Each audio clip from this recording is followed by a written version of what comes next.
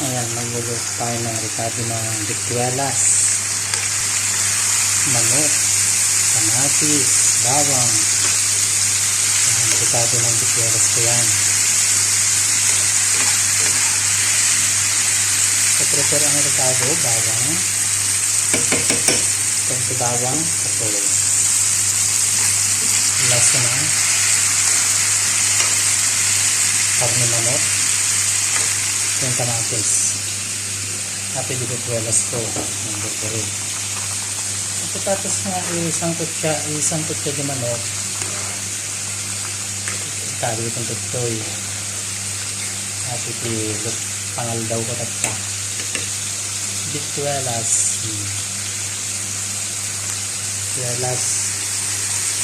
pinaimas kumalawak na daw ito yun kaya yung lupang nun yung pinaimas na lang sa bikuelas, diba? Okay, saka ko mati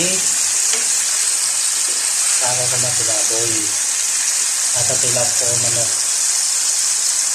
tapos daripolyo na yan, repolyo, ikat ka repolyo.